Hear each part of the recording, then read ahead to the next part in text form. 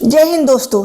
आज की दुनिया में जहां हेजमनी और डिटरेंस कायम करना किसी भी पावरफुल कंट्री का सबसे पहला लक्ष्य होता है और अमेरिका ठीक यही कर रहा है। अमेरिका क्या कुछ हद तक अगर देखते हैं तो यही काम इजराइल भी काफ़ी समय से कर रहा है, लेकिन कहते हैं एक और उस पावर के अगेंस्ट में किसी और एक पावर का एक्टिव होना ज़रूरी हो जाता है टाइम पे और टाइम टू टाइम। और वही काम आज तक अगर हम इतिहास में देखते हैं, अगर वर्ल्ड की हम बात करते हैं ग्लोबली, तो वही काम आज रसिया करने का आज भी काम किया और पहले भी किया। 1960 के दशक में जब क्यूबाई संकट हुआ और अमेरिका ने फिर घेराबंदी कर रखी थी क्यूबा की और सारे सैंक्शंस लगा दिए थे, उस समय भी रसिया ने उसकी मदद की और तब वहाँ पे जाके पीस एस्टैब्लिश हुआ था।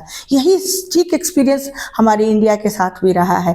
जब इंडियन ओशियन में 1971 में पाकिस्तान का साथ देने के लिए अमेरिकन बेड़ा आता है और उसको काउंटर अटैक करने उस पर आता है हमारा रशिया, हमारा जो एक कह सकते हैं अस्थाई मित्र, हमेशा से भारत का अस्थाई मित्र रहा है, रसिया आता है, तब कहीं जाके हिंद ओशियन में शक्ति का संतुलन कायम होता है। और शक्ति के इस संतुलन में अभी हम नए तरीके से देख रहे हैं कि रसिया हर वो काम कर रहा है जहां से अमेरिका अपनी कहीं ना कहीं डिफरेंस कायम ना कर सके और बहुत अपने आप को पावरफुल बनाने का और कह सकते हैं कि एक अराजक बनाने का काम ना करे।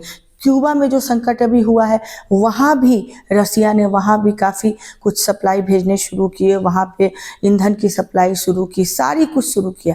कहने का मतलब कि कभी कभी लगता है, पूरी दुनिया को लगता है कि किसी भी देश का बहुत पावरफुल होना ज़रूरी नहीं है, लेकिन अगर एक देश पावरफुल हो जाता है तो एक और देश का पावरफुल होना बहुत ज़रूरी है।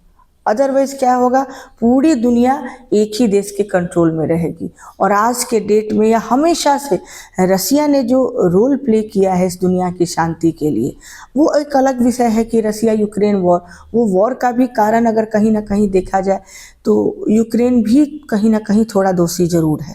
उस कारण पे हम बाद में जाएंगे, लेकिन दुनिया में अगर हम देखें कि कहीं ना कहीं शांति स्थापित करने की बात है तो रसिया के योगदान को हमेशा याद रखा जाएगा। रसिया ने आज तक जो किया है दुनिया में शांति और बैलेंस करने के लिए, पावर को बैलेंस करने का काम, वो शायद ही किसी ने किया होगा। Thank you.